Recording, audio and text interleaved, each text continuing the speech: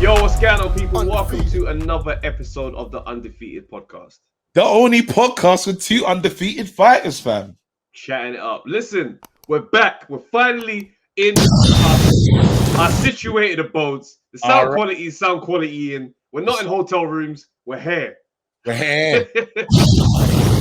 I'm excited. I'm really happy to be situated the way we are because we needed this, bro. It's been a tricky couple of months recently. We've been busy. It's been very tricky, but we're where we need to be, and we're gonna move forward with the pod, fam. Are you with me? Come 100%. on, bro. And guys, you need to understand, yeah. No matter what work we're doing outside of the pod, no matter where it takes us in the world, we are doing our best to guarantee this content. Sometimes we'll fall short of that mark. But for the majority of the year, you've got us. That's right. And that's not changing. That's never changing. It has to keep that same energy, fam. Yeah, it was a bit nuts. I was in the air. I lost my phone. Travis couldn't know. How the hell did you lose your phone, bro? Bro, I was partying. The last night. I was celebrating. And then someone's like, I think I was showing someone a picture of my daughter. You know I love my daughter, innit? So I'm like, look, I couldn't wait to get home. Bro, that's the last I saw, boy. Maybe they just thought that phone's nice. I'll take that. Yeah, they took. Yeah, so it was smoothie. Out of war. Out of war. Deception, baby. Deception. Out of war. Nah, that's sick, bro. Yeah, so copped a new phone. I'm back though, man. But apologies to the people on Monday. But we're gonna keep it moving, fam. There's so much to get into. We're not gonna stay there. Let's get into. Ask me the question, bro. Bro, what's your tail of the tape? Gee, my tail of the tape is like a story that you've never seen before, fam. It's so fantastic. It's so illuminating. It's so incredible because, bro, I'm 0-0, fam. I never fought, I never lost, bro. The speed, I'm getting quicker. Mad quick. Height, don't even talk to me about that. Even though people on record, on Wikipedia, it might say I'm 6'1", 6'2". Real life, 7 foot. That's what I'm saying. Real life, 7 foot, fam. In terms of reach, we don't even get into that anymore. As I said, right now, the door, I'm like 3 rooms away from the door. And this is a big house, I'm telling you now, I could open the door if I had a guest. Jeez, what, the front door? Front door. That's crazy. That's crazy, bro. Delivery, fam. I can do that. Run that, yeah. I'm saying. So what, end of the day, listen, never fought, never lost. If I did, someone gets knocked out. And it's not me, fam. Talk to me about your... Wait, hold on. Let me drop a bomb. Incredible. Talk to me about your thing, fam. My tail of the tape is outstanding. You know, when they talk about the greatest that have ever to do it, you know, the best have ever done it, my name comes up. You know, you got Sugar Ray, you got Muhammad Ali, Floyd, Calzaghe, Lennox, Larry Holmes, me. Damn. Like, bro, I'm in the books, bro. Like, when I'm on Twitter, my mentions are filled with praise. Do you know what I mean? I'll wake up and say good morning, and man will be like, I'm so glad to see you using Twitter, man. Your top 5, my top 5. Dead or alive. And I'm like, I understand. I see where you're coming from. I get it. I watched my highlights back today. I saw that. It made perfect sense to me to hear this. Bro, like my height is even improving. I've been on the height machine in the gym. It's getting crazy. Do you know what I mean? I'm speaking to different surgeons. These men are like, yo, we can do the knee work. We can actually get you to 6'5". So I'm like, Ross, I'd be the same height as Lennox. That means I could literally take over the heavyweight division, bro. That's all I need. Weight, bro, wherever I need to be. From flyweight to cruiser. Do you know what I mean? We can go heavyweight. I'll come in light. You understand? On the David Hay setting. Bro, the capability is insane. Yeah? My reach. I don't want to talk about my reach, bro. My reach is changing. I don't really understand what my reach is anymore. Because I'm able to do things that I don't really understand. It's not really something that can be quantified just yet. You understand? Because I'm like, yo, it's a fusion of speed. And I'm like, what I'm able to do in life, forget boxing. I'm upstairs now, bro. I just picked up the letters that the postman just dropped. It doesn't make sense. Because now I'm thinking, how am I able to see around corners, bro? What's happening now? Like, don't put that into a boxing space. We haven't even yet been able to measure that. Yeah. As for my boxing record, it's a perfect one. 2-0. Yeah. With a 50% knockout rate. And the only reason why the other brother survived is because I felt bad for how I was doing, man, in the ring. That's who I am, bro. No. One day these stories have to stop. This is how boxers tell us that they're ready for camp, you know. This is literally the code of how they tell us. Well, I'm training like I've never trained before. Oh, bro, when I hear that, when I hear I'm doing things I've never done, that lets me know the end is near. I'm no longer invested. You've done too much. I like when guys say, yeah, it's been tough. You know, we've had a lot of hard work in there. Yeah. I'm ready. And I'm like, when I hear that, I'm like, okay, cool, there's honesty there. Man, talk about I'm doing things I've never done. I'm surprising myself. I'm like, shut up. You ruined it. Nah. When they say I'm surprising myself in camp, that's not right. You're not surprising. Look, let's get into it. I'm gonna quickly just skim over this one because we have to in it. It's one of those things where we just mention it, keep it moving. Cool. Obviously, he shouldn't be named in it. Decided to mash up a troll. I'm not gonna lie, yeah. Some of the shots are funny, bro. Yeah, I saw it. Some of the shots. If you've been following this week for a while, you know we're talking about that guy, that Ferret Sunny. Yeah, man, he mashed what up. Made me laugh. I'll tell you what made me laugh. Yeah, was the bit when he was punching his own gloves. Not you flinching when he's clapping his gloves together. Trav, hear me now. Those phantom shots hurt just as much as the thingy shots of that guy. That guy didn't know. No, but you know how mad it is when, like, obviously that Donny was determined still because, like, he was obviously allowing him, and then he's just like, respect me, fight me. I was like, he's the worst type of opponent to have, not just in the ring, in life, because he's ready to die. He wants all of it. I thought he was dead one time though. When he takes that shot on the ropes and he stays still, it's like that. And he went. I know. I thought to myself, ropes don't normally do that. I thought ropes normally push man out when you try and push it like that. He got hit and he stayed hit. I ain't gonna lie. I don't even like talking about my man, but yeah, that shit was funny, bro. I don't see someone getting beat up like that. It's fucking funny. But you know, you have to rate him and you have to rate the whole journey crazy because man was tweeting, man, on Smoke, bro. Man said, I'm at your gym now. Bro, do you know how mad that is to pull up? I'm in your gym. I'm at your gym right now. Sonny's like, I'm with my kids, bro. Like, drop them off. Came over. Like, it's that one. I just found the whole. Yeah, the whole I didn't even do the troll of understanding what happened, but all I just know is a troll got mashed up. And yeah, it was for me, it was just funny. But then you have to rate the troll's chin because he stayed in there, mate. He stayed in there. He must have took like 2 or 3 punches. That's it. He should never do that. That's something that is one of us you just go like, hey, don't let your banter online get carried away in it. Yeah, like, you could get touched. And some people need to. I think that's a good little message for a lot of people, and we're gonna get into it because we'll segue into some of the AJ stuff because AJ talks about his trolling, and it's just bare. There's all the trolls recently have got touched. You got the one that got beat up outside Box Park. You got that one. That was a mad one. That one was insane, actually. That one was different because he had no idea who he was dealing with. He thought this was just common security man. That's just going to be cool. Not this guy fought Mike Tyson. Not this guy. Not Big Julius, bro. Julius, fam. That moment there will live with him for the rest of his life. Yeah, it has to. It has to. The humility that he gained, it's never ending. He'll never be the same again. But what do you call it? So we have that, and then we have me and you finished the pod. Yeah, we finished recording last week. Oh my gosh, man! We have to get here. We have to talk about this. Let's do that. We finished recording last week. We tried to give my man. We tried to give Chris Eubank Jr. I don't know. We just tried to really try to understand him. Understand understand the back of that interview with Stephen Bartlett. Just understand what's going on, right? As soon as we finish recording, hit send and everything, you send me a madness. What did you send me, bro?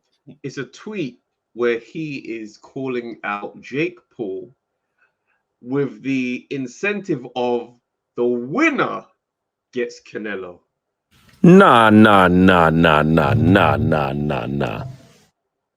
I don't understand. I don't understand any of this. Like that lets. I mean, it's one of those things, yeah. Because here's how the tweet started. Jake Paul basically was saying people are trying to say Connor's, cheating because of the rehydration clause he's trying to implement. He's like, no, he's just trying to guarantee a fair fight and he don't come in too big, right? So Eubank Jr. is seeing that and be like, oh, right, you're taking his side, yeah?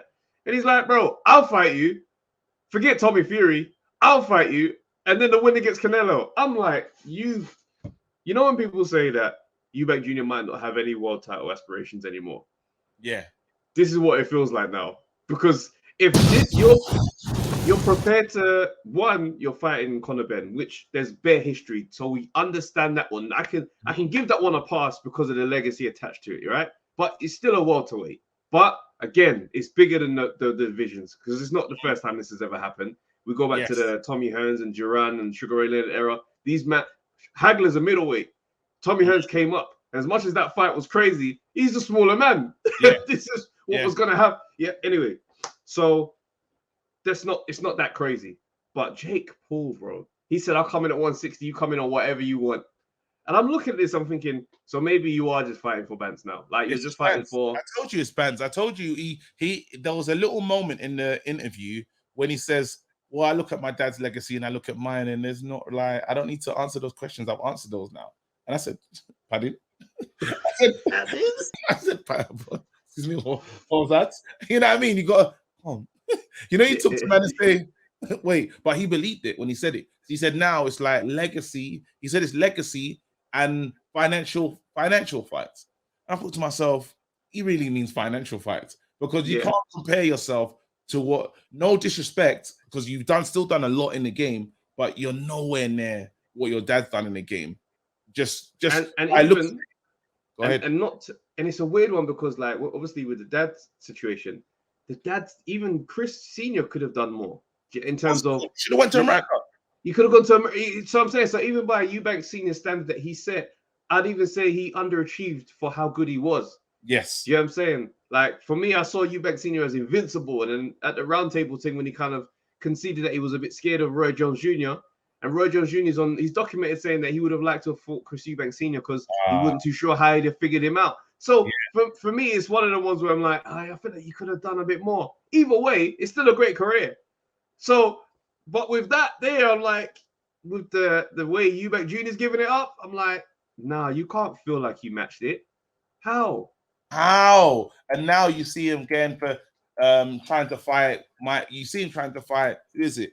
Jake Paul, and you say to yourself, bloody hell, like I know the circus that is taking place, but then obviously when a circus starts to take place, a lot of I don't want to say clowns get involved, but I was shocked to see the Andrade video.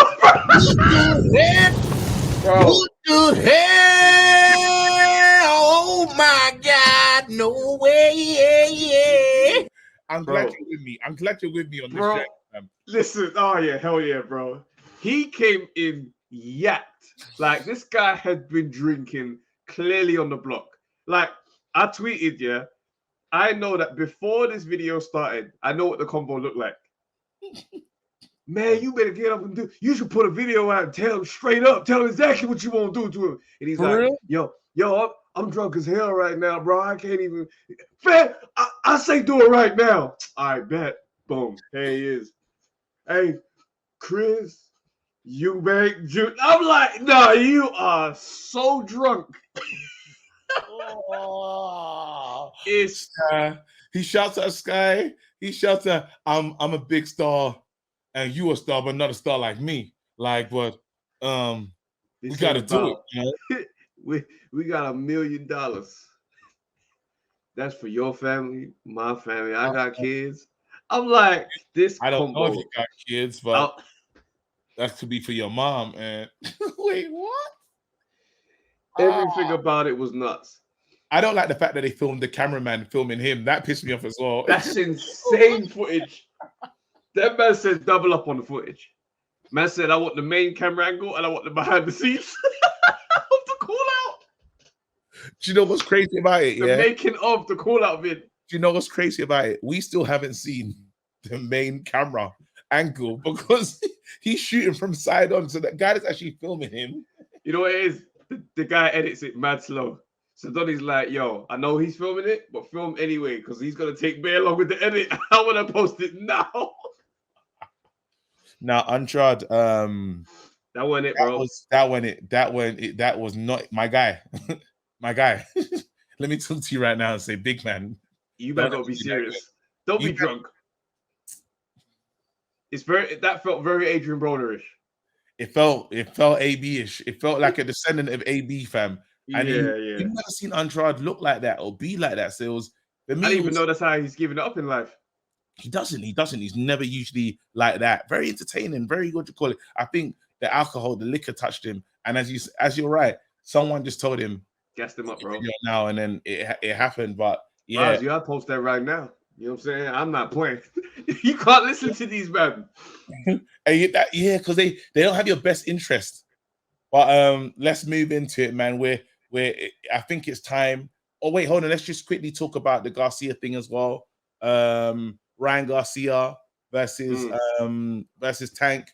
Mayweather's been talking a lot. Said it can happen. That fight is not happening next, bro. No? Let's not even kid ourselves. That fight is not happening next. I'm tired of this circus. And I like Tank's though. Now they're all talking, so it feels. I like Tank's approach, where it's like, bro, I'm not saying nothing until this thing is done because everybody keeps talking. Like, I think Ryan Garcia is just blowing right now. You know what I mean? He's had a comeback fight. He's feeling nice again. Yeah, until these men walk into the ring. Nah, you know what? Until it's announced, I'm not believing it. Okay, I respect That's where I'm at. I respect that. So let's get into it right now. Breaking news. Yeah, it's announced. Sky Sports UK pay-per-view fight price for Alexander Usyk versus AJ rematch on the 20th of August will be £26.95. Bruh. I think there's been some inflation on the price. Of course there has. How much did the price? Used to be £20. Then £24.99. They slapped on £2. They're moving a bit mad. Light inflation on there. Light inflation. We knew it was coming. Yeah, I mean, like fights though. I do like some of the undercards. Not it's not as crazy as it was. The Callum Smith, the Hergovich, and Xing Zhang. Is that his name? I want to see it. Yeah. Well, I hope I got that right. Yeah. Gilles Zhang, but it's fine. Yeah. That's a good fight. I like those guys. Yeah, that's right. Gilles Zhang. Sorry about that. And they said that they were supposed to fight before, but I think didn't Hergovich have a bereavement or something, a family? Oh, that's right. Yeah, and they were trying so hard to get to a replacement, and it just was getting long. Yeah. But this is like a battle of the giants. I'm looking forward to watching that fight because Zhang is. He's a little interesting fighter. He's a good fighter, man. I saw him on the zone a few times. He's decent. So I would like to see how one goes. Hergovich and Babic. That history over there on the side. Yeah. Babic should got to pull up. I don't even want Hergovich and Babic to fight. Why? I don't think Babic is gonna win, man. And I'm not ready to see him lose. Why you say I can't win? I like Babic. Why you say I can't go and get him? I'll tell you straight up, I'm a big Babic fan, fam. You know what I mean? I like the guy a lot, and I don't ever want to see him lose. Yeah, he's gonna lose one day. I don't want it, bro. That last fight, I was like, like there was too many moments. All his fights are wars, though. All his fights are I know, and I worry about him. It's what from a caring place. I'm like, I don't want to see you in here like that, bro. Yeah. So we got that's exciting. I'm excited to see Callum Smith at light heavy though, because I think, my perspective on Callum Smith at light heavy is that I don't really have you in the mix realistically with these guys yet until I see a little bit more. But once he does something else that's like levels, I'm like, okay, cool. We've got to add another name to this light heavy batch. Yeah, I mean, and I cannot wait. I love talking about the light heavies over here. It's kind of slowed down. Obviously, things have slowed down with a lot has slowed down. Even Watsy and Pascal, that's been ordered. Oh yeah, because I think the Bivol fight obviously is not happening next. He's gonna go and I think he's fighting Ramirez. right? Yeah.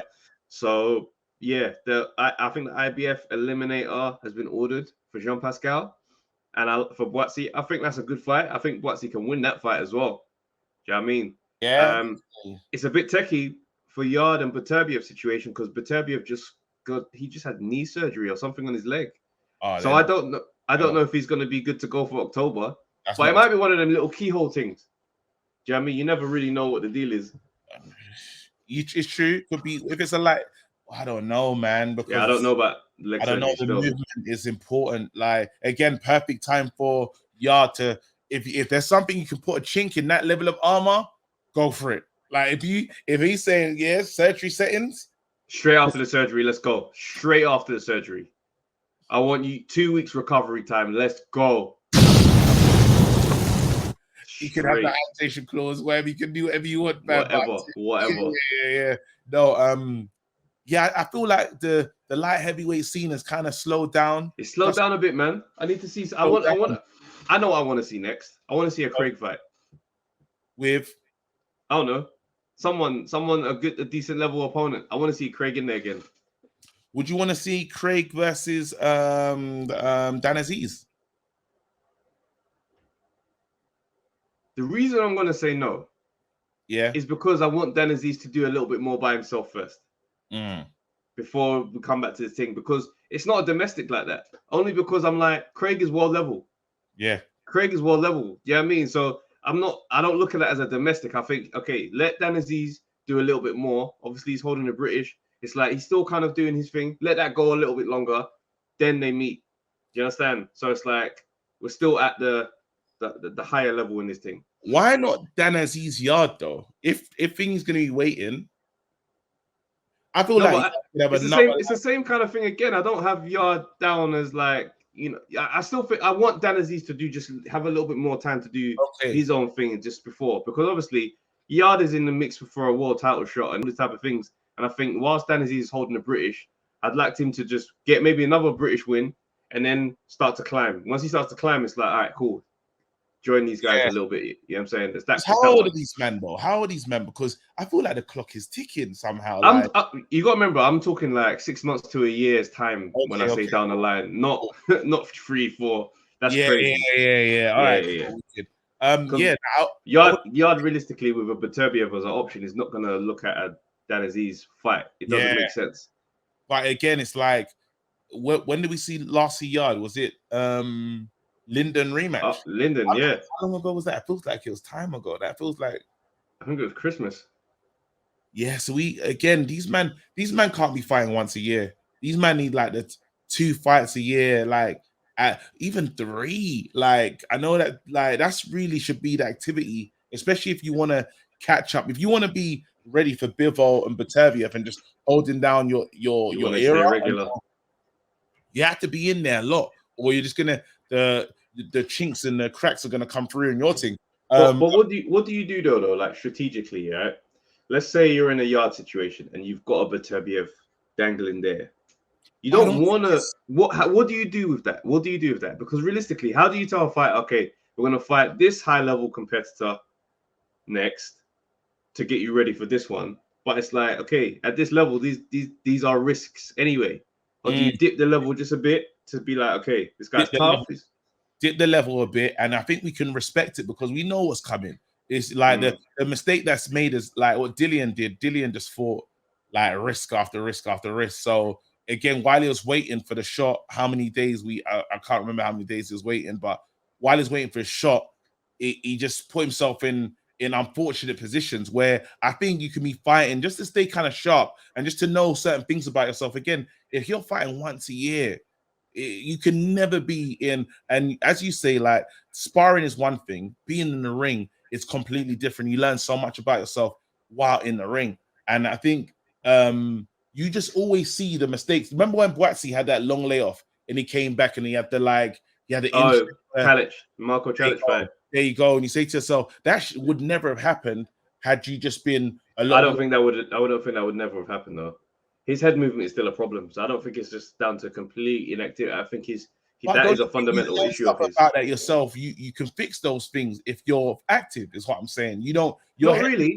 So you got to remember, some men are styled a certain way. Like Ricky Hatton, bro. Ricky Hatton is not gonna try to Oh, change no, his he doesn't style. care. You see what I'm saying? So these Mexican guys, I take shots, bro. This is how I fight. You know what I mean? So that's the thing where I'm like, I don't think Watsy just doesn't because of activity. I think he had to learn out of that.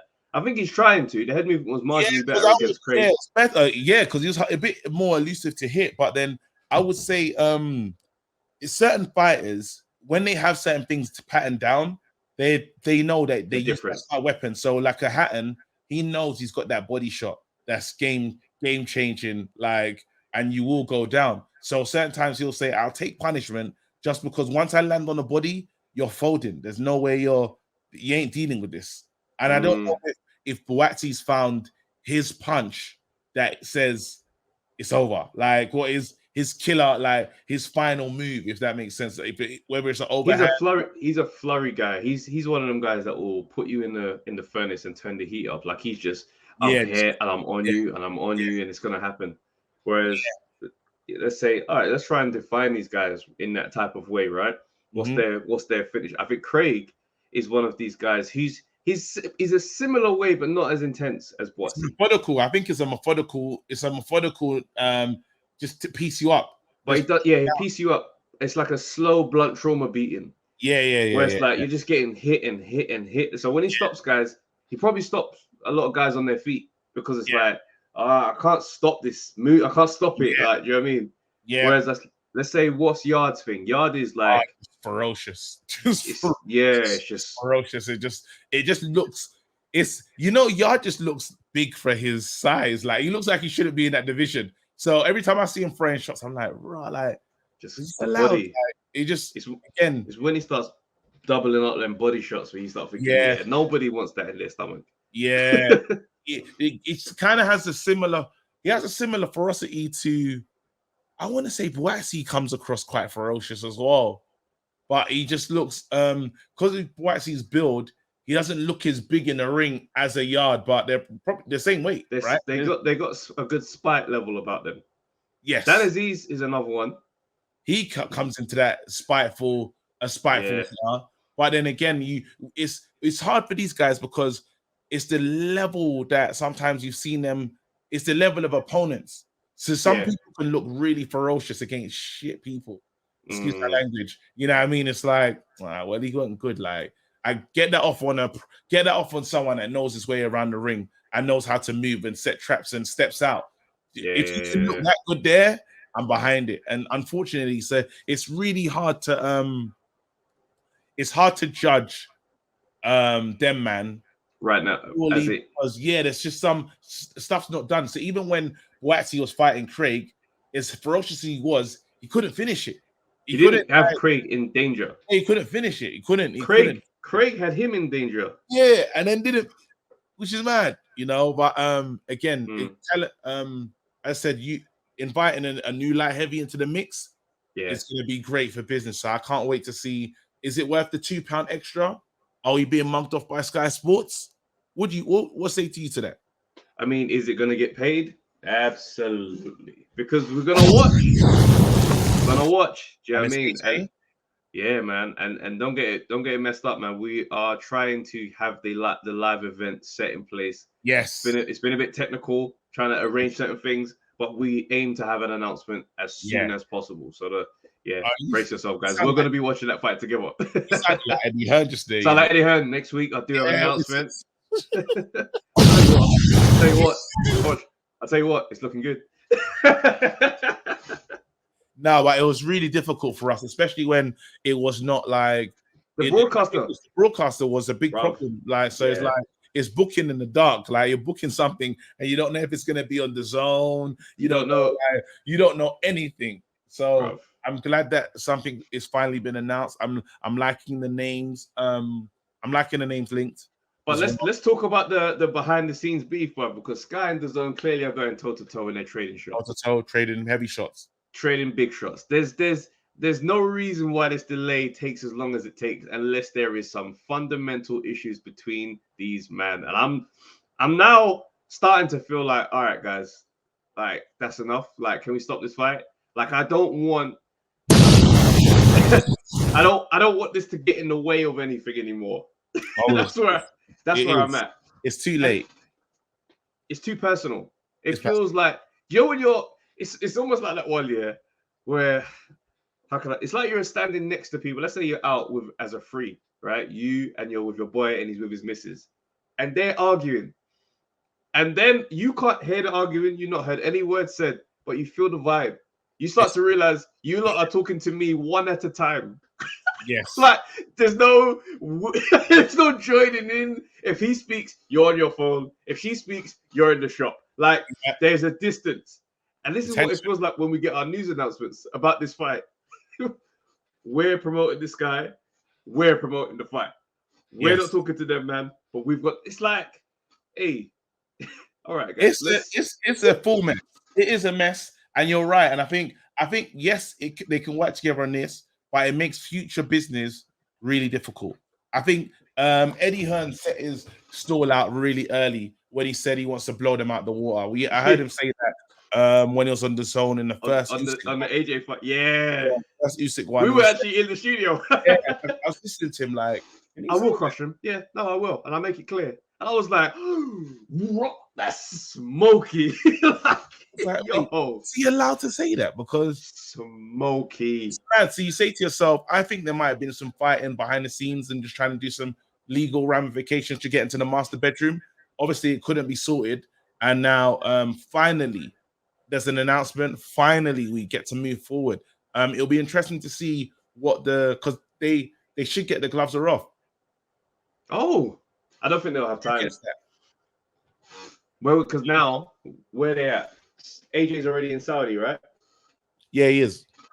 I mean, they could do it out there. I don't know why I'm acting like it needs to be done at the home office. Man says all they need is a dark room. It's not like it's a hard thing to replicate. Yeah, it's true. Man said, no, they have to come back to London. They need to fly back to the headquarters. And Johnny Nelson will fly out anywhere, but let's actually move into AJ, because AJ gave a great interview recently. And Savage Dan. Shouts out to Savage Dan. He's doing a great job. Done it with JD as well. You lot make sure you can check that out. You just type in AJ and it'll come up. You know what I mean? But he does this thing. It's like Road to Redemption. It's looking at the fight. It's really short, which I found it's a shame to do. But the one thing I want to give AJ some credit for is because he's been speaking a lot more now, I feel more comfortable just listening to AJ express himself. And I kind of know where his head's at. I've got a better vibe of AJ more so with all these interviews that he's given. And there's more of a depth and there's more of a vulnerability in some of his talking, or just is an honesty, I would say, is what comes off for me. But what came off for you in the interview? I like to hear certain things, and I like when he it's one of those things, right? When AJ's interviews, because he's quite coy, right? I used to have that down as just media training, whereas I start to realize, okay, you're actually just a coy person, and I relate to that. I am in a lot of ways. Do you know what I mean? You always say that, like, cry, you don't know what Travis did. It's just one of those things. I have no idea. So when he speaks, he drops clues. Yeah. So it's like you can tell when he's dropped too much of a clue because he goes back on it almost immediately. Yeah. So he goes, it's like, what would you change if you could go back to the Usyk fight? I wish I proper believed. So you didn't believe? Well, no, I did believe because obviously I was there. You don't. And I was like, okay, there's the first tell. The belief it was there. Don't get me wrong. It wasn't there like how it's supposed to be there. Yeah. Right. Which would explain why the in-ring conversation when he's like, how would you beat this guy? Yeah. How would you do it? Like that's that gap of you're not really locked in 100. Do you know what I'm saying? And we relate to that vulnerability as comics. It's not the same at all. But you know those days when you know you're about to kill versus I don't really know how this is gonna go. But obviously, I'm gonna give it, but I don't know. And I should be good enough. I'm good enough. I'm definitely good enough. But it's that thing.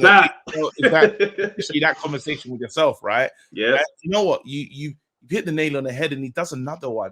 He says about it's something that it should be so obvious, but it wasn't obvious. When he talks about Garcia saying everyone wants what you have. Like, they want to take something from you, and you have to be in this thing knowing that they're here to take what's yours and fighting with that level of intensity that they're coming to steal from you. And how many times have me and you? They are not your friends, AJ. How many times have we said that? They are not your friends. Stop letting them hold the belt. Stop smiling with these men. They don't like you. They do not have your intent. They don't have anything. They don't wish well for you. They want you to wake up and not exist tomorrow. That's how real this thing is. There you go. There you go. And again, it was like, I'm happy, you know, sometimes, because my wife has been telling me to do certain things, and then a brethren will come along and say, hey, you should do that thing, you know. My wife's been telling me for years. I'm like, real, for real. And I do it. So certain times it's the messenger, right? And luckily for AJ, Garcia's just the person that could tell him that, and he could receive it, because unfortunately, as he said, he was so honest when he talks about the haters. He has so many people getting involved and saying something about him, or he's always felt like, it's funny because I always thought AJ was really liked from his beginning, from the start of AJ. Obviously, when the Fury thing came in, it changed, but I always saw him as someone that was well loved and the media, like, and the darling. But he hasn't, when you hear him talk, felt like that. He hasn't felt like that, which I felt, wow, my God. Fascinating. But it's one of them ones, on that, I could see, I can understand what he means by that. Because at this point, he's taken a loss before, right? He's taken another one. So after the first loss, you feel the wave turn, where people go, I knew he was this. I always knew he wasn't good enough. Like, people just start doing that one, right? He lost to a little fat guy. Like, it gets silly territory.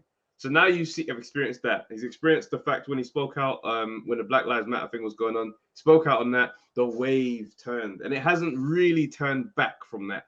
People still refer to that as a reason why I jumped off the AJ train. And it's just that thing. So now he's like, okay, I've experienced these mad blowbacks. But before those moments, I didn't experience the love of, wow, this guy's carrying boxing. He's brought boxing to the UK. It's all off his back. So if you haven't got that massive love first, when you get the blowback, it's like, right, you guys actually don't respect my thing at all. Like, you can quickly dismiss me and talk about me like I'm this waste man on these moments. But these times, my career is still better than half of these men that you talk about are better than me. Do you understand? And we done this Monday Night Smoke episode, and was talking about, I remember we were talking about, I think October came on and like backed up the claim that I was making, but AJ wants to be loved and acknowledged by the masses. Like, there's a need for him to have some of that. Now, I think it's shifted. And he's like, when he says, I'll drop these belts, not drop the belts, he's talking about figuratively, right? But these belts mean nothing to the man that I am. Like, you just need to respect me as a champion and respect what I've done in boxing. And you've been like beating this drum for the longest time. This guy brought boxing back to the UK. This guy's fought like names that no one was looking to fight. This guy put like, as he said it, the division was whack. The division was dead. Blue rope era. People really do forget what blue rope era was like when them Klitschko's had them belts in Germany. It was boring for a long time. Shouts out to Fury, went over there and won. I rooted hard for Fury that night. I was at Streatham Comedy Club. I remember, bro. Nah. I rooted for Fury that night. I don't believe you. Bro, I was in Streatham Comedy Club the same day that fight was going on, right? Yeah. Watching this fight on my phone. Thinking, raw, this is mad. I'm going on in a minute. I hope this brother does it. I go on stage, do my set, come off, he's won. I'm gassed. This happened. So when man tell me, raw, you're just a hit, I'm like, nah, it didn't start like this. Yeah? So that's how glad I was. He's obviously gone after that and done what he's done. Who picks up the pieces and brings this division alive? Anthony Joshua. AJ. He comes in and puts excitement in, and he goes and fights Klitschko, knocks man out, exciting battle. We've got a new era. I watched that fight at the top of a pub in West London with Kevin J, bro. That night was insane. Great night. How many big nights after that? Anthony Joshua, bro. So for me, I'm like, this division was flat. It was boring. There wasn't much going on. Floyd era was happening. 147 division was where the money was. And then he single-handedly brought that back in. So man, don't really give him the credit. And it's been ages since we've had boxing in the UK like this. And let's be honest, let's be fair. They built Katie Taylor off the back of AJ's thing as well. Because Katie Taylor, anytime AJ has a big fight, Katie Taylor's on the card. So then after you start to see there was a lot more, you're just seeing this new fighter coming through. He done a lot for British boxing, period. Like, you can't even deny it in terms of he just breathed the life into it, and then even put more sauce on what Deontay Wilder, because Deontay Wilder was fighting for years. And yeah, exactly. Who cared? Yeah, he had the WBC strap, but it was like no one was caring. Now, and when also, go on. Sorry, go on. No, let me point. When you link him to AJ, because let's be fair, Fury and Wilder's rollout was AJ. So we could tell where the heartbeat was. Now, obviously, the heartbeat is changing this move, and it's not though. It's not though. I'll tell you why. Listen, let me tell you why. This is how you know who's in the lead. Yeah, because these men have to talk about Anthony Joshua to get traction. When they promote their fights, they got to talk about AJ's name, right? Tyson Fury, he's retired right now. Every week, he's got something new to say about Anthony Joshua. These men, they not know, but bro, Deontay Wilder, his fights always scheduled just before or after AJ's. Always. So that the whole talk was, this is what I'll do to AJ. This is about AJ. Rolling off of this guy's name. These men have been able to eat because of AJ. If AJ is not in boxing, do you think Tyson Fury and Deontay Wilder can carry this division? Absolutely not. Because there's no narrative. There's no narrative as to why we're fighting each other. Yeah? Now we can stand together and say, yeah, he don't want to fight us, but at least we're brave enough to fight each other. Without that, you just have one guy who's knocking out below par heavyweights and one guy who's not fighting. We need AJ for all of these other pieces of the puzzle to work. So for me, that's why I'm always banging on the drum. No, put respect on this brother's name.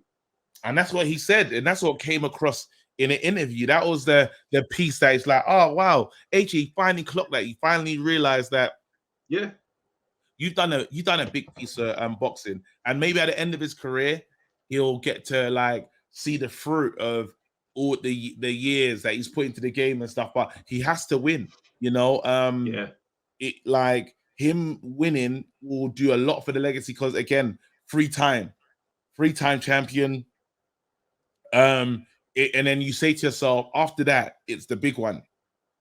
Yeah, it's Tyson Fury. Absolutely. Now, you talk about Tyson Fury, you talk about life and the heartbeat of the sport. And I think, you could be right, because Tyson Fury's next fight is against the guy from Game of Thrones, bruv. He's doing weird things at the moment. But then the killer is, it's smart for that fight. It's smart for just from an exhibition space. Just creating a spectacle. Yeah, it's a spectacle. But then it's clever. It's taking a page out of the Mayweather exhibition years. That's what we're going to call them, because Mayweather's he's exhibitioning forever. Like, even now they're talking about Conor McGregor. Conor McGregor too. Conor McGregor and Mayweather too. I don't know what your thoughts are on that, but I don't have any thoughts. I mean, Floyd's gonna win. I'll watch it, but it's really weird watching Floyd exhibitions now, man, because it's like I can feel myself not be excited. Like, do you know what I mean? And I love Floyd. I've always been. I'm the biggest Floyd fan when his career was going. Now it's like all I watch for now is that you don't look bad. And I don't want you to, you know what I mean, hurt your brand by not looking good. Do you know what I'm saying? But I hate these announcements.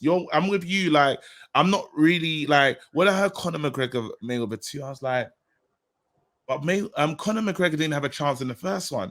There was no chance. And I think Conor McGregor's gone backwards. He's got worse. So as a fight goes, it doesn't do anything for me. It's not the same notorious guy that was like, it's like, how can he lose? Like, remember there was a mystique on Conor, like he could do anything and anyone's gonna get touched. What if he lands that left? What if he lands that left on Floyd? What happens then? Yeah, I've seen him get moved to more than enough by a few man. So now what am I watching that for? So again, you say to yourself, don't even.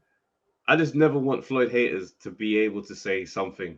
Nah, never. I want you to continue to be a hater for the rest of your life. Against Conor, he'll be fine. But just to bring it back to in terms of the heavyweights and the heartbeat of the division, I agree with you. It definitely is AJ, but AJ just has to do what he needs to do on the night. He feels like, from listening to that interview, he done his due diligence in terms of going around looking at all the coaches and just hearing talk about Garcia saying, yeah, bad boy coach. Like, you just felt AJ more comfortable and willing to be himself in like, no matter what.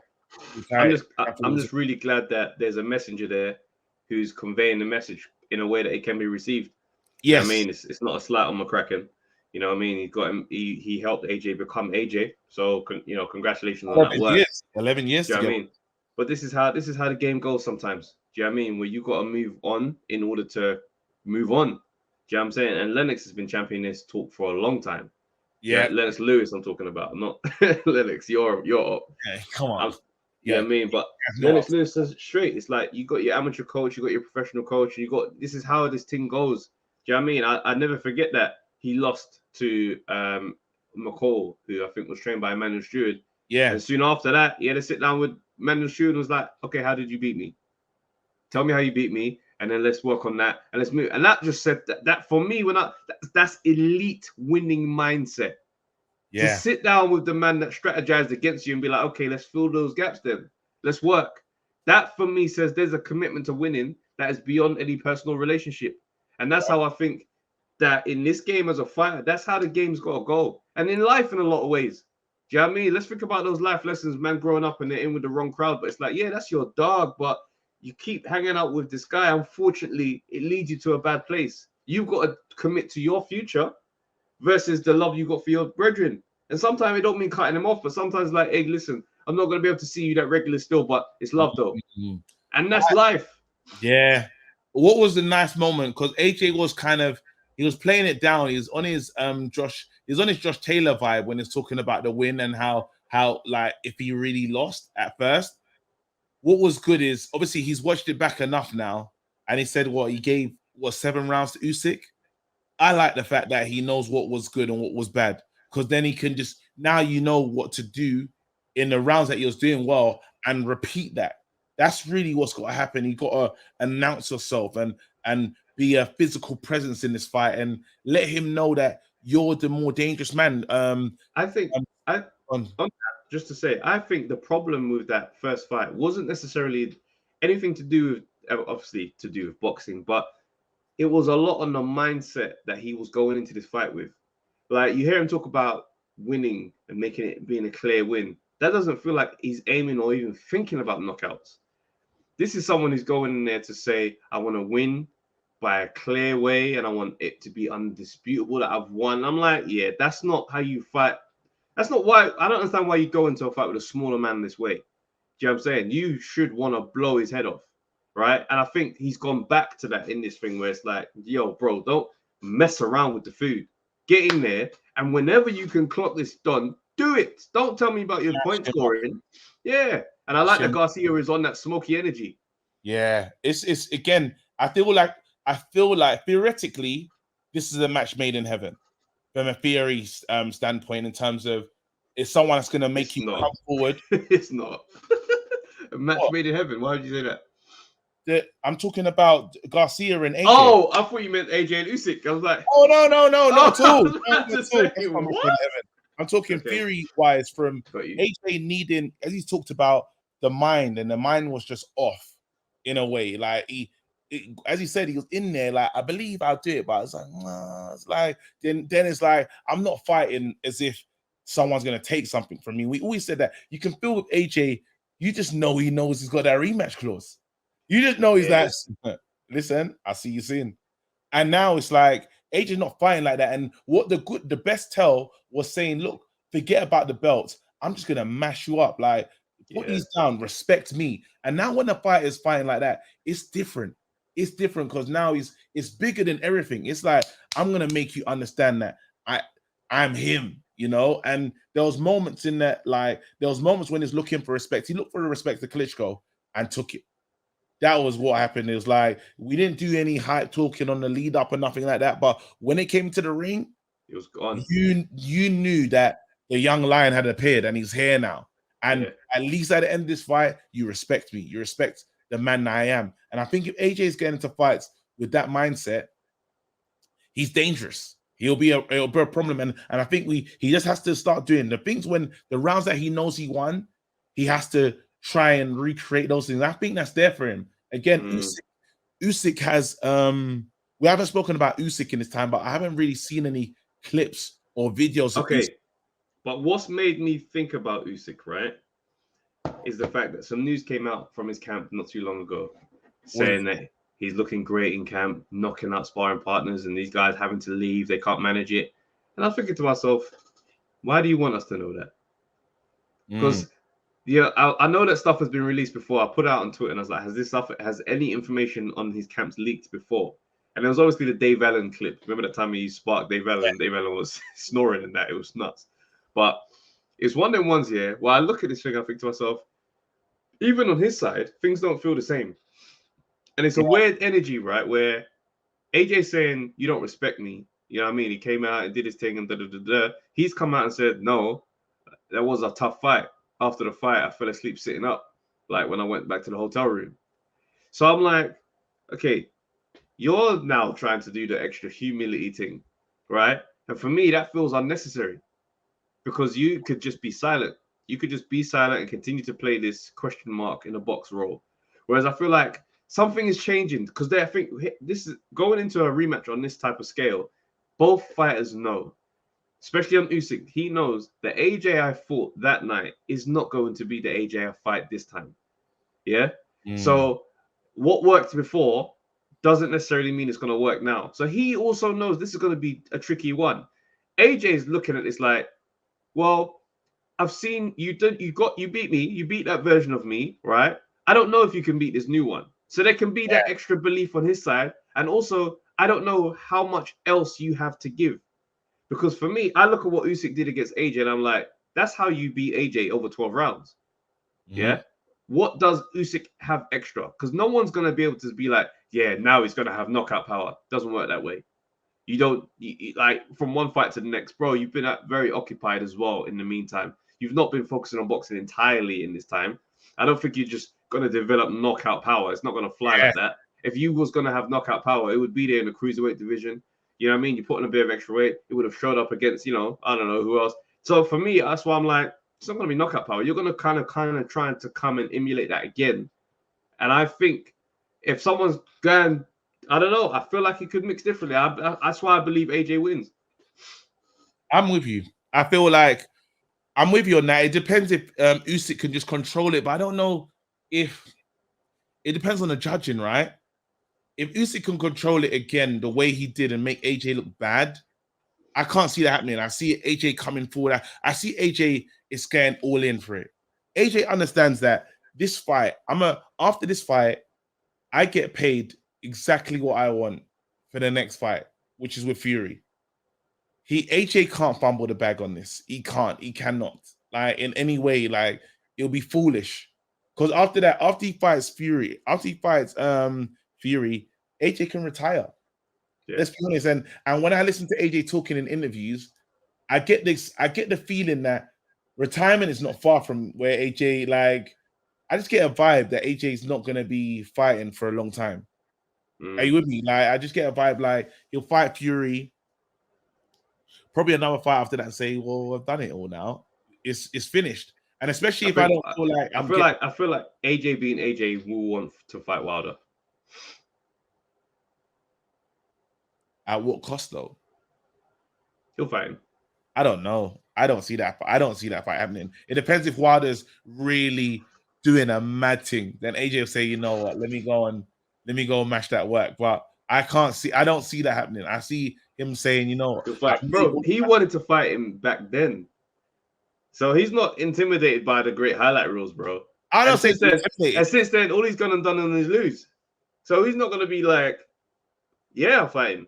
He beat Fury. If he beats Fury, trust me, he fights Wilder. All right. Now, I I don't know. I just don't see it. I just see it like I feel like it's not long left. I don't feel like there's. But I feel like it's shorter for Wilder. Wilder's older, isn't it? Yeah, I don't know what Wilder's doing. I keep hearing that he's coming back, and then it doesn't feel like he's coming. I don't know why it's so hard for him to just be back. Yeah, it's a weird one still. It feels so weird. I feel like I'm hearing talks of like Hellenius. You're lying. Yeah, I think it's crazy if that happens, but it's a comeback fight, isn't it? Yeah, for a rebuild. Hellenius, though, is that what he needs? You don't need that. That's not like. I'd like him in a Ruiz, yeah, or like what? Yeah, Ortiz. No, not Ortiz. Sorry, what am I saying? Just again, Ruiz. You just. How many times you want to see Ortiz? I don't know why I said Ortiz. It's because they're fighting scene. It's Ruiz, bro. It's Ruiz. I want to see if it gets Ruiz. Yeah. Get him in there with or Dillian. That's what I was gonna say. What? Apparently, Dillian went into the fight with Fury with a foot injury. It's not been made public from Dillian. Apparently, he told Spencer. I saw a clip on Spencer and Tunde's pod, and he was saying how there was an injury and he's gonna have surgery now in Portugal to deal with it. But he took the fight anyway, just because. How long has he been waiting? You reckon? I want to be like there could be some. It was weird that he was moaning with Suleiman, fam. I found that the WBC asking WBC board like it just felt weird. It felt like he just not like he wasn't ready. But what are you thinking about that for? But then he's probably just upset at his situation and knowing he's injured. And you reckon that's why he just wasn't showing up? Like, do you reckon there could have been some of that in there? I don't even know, man. I mean, it's one of the things I just, I'm not really going to put too much on that because I didn't see the outcome going much different. I mean, maybe the fight would have been a bit more competitive or... He didn't look like him, though. He didn't look like him. I'm not saying Fury... You can't take anything from Fury, right? But he didn't look like him. It was a bad showing. It was a really bad showing. Like, Wilder, to say Wilder looked better really sucks. But he did. Yeah. And that's not right. Like, but the matchup is why I always thought it wouldn't look much different to that. Is because Dillian Whyte is a lot smaller. Do you know what I'm saying? Like, I know he's listed as 6'4", but he ain't 6'4", man. Do you know what I'm saying? And even though obviously these guys' heights, they're not real heights, bro. Fury ain't 6'9". Like, none of this stuff is real, bro. Yeah, you know what I mean? So when I'm like 6'4", 6'4" means 6'1", 6'2". So it's one of those things. I just felt like Fury would have had that type of performance against him. I didn't see the knockout coming, personally, but is what it is, man. Listen. Well, boxing continues to move. We continue to hope for like real things. I think we just right now we need something new to happen. We need something to happen. Like I feel well, you say that this Saturday, Ben Whittaker makes his debut. Come on. It's Benzino time. You know what's so funny about that? Yeah, again, that felt like the LeBron. That felt like the Dwayne Wade and LeBron. You know because you really, Ben Whittaker. We get to see it. Got a good coach. From day one. Yeah, bro. From day one, we see that. I can't wait. Shut down the screen. Yeah, he's gonna batter whoever it is, bro. Because the early stage of the fights. Yeah, I mean, dipping the toe in stage. I think we're looking at a KO. Well, again, it's a head top. I reckon it's a head top KO, like a Tommy Hearns, boom, big right hand. That'll be good for him because that's what he wants. He wants the power from Sugar Hill, right? So because he's got the speed and he's got that'll be incredible. I think it's a Dragon Ball Z entrance. Do you reckon? Oh, that'd be cold. Dragon Ball Z entrance, and he has to do it because he said 5 fights should be ready for Dan Aziz. So I don't think that happens in 5 fights though. I'm still holding him to I had to hold him to his word. I'm just gonna say I'm not saying he's gonna fight him in 5 fights, but he just has to start off like again. I want to put good pressure on him, but I feel like he should be able to manage it. If he's that guy, I believe he could be good. But so now we're behind his whole career. Let's see 100%. What happens. Let's see. Fraser Clark. I think Fraser Clark is on as well. Olympian heavyweight. Yeah, but like exciting. It's a good story as well, you know. Like I saw there's a clip where he was like AJ security guard for one of no. his fights. Yeah, bro. He was doing security one of AJ's fights, and then now he's signed to 258. It's a nice story of how like man's come up. So I'm excited to see his debut as well, man. I'm hearing really dope things about him, like his development. He's looking good. So yeah, man. All right. Well, listen, we'll be watching. Everybody, big up yourselves. Thanks for watching. Thanks for just rocking with our stuff. We're always here to deliver. Make sure you like and subscribe. And yeah, literally, see you on Monday as well. On a nice one. All right, guys. Peace.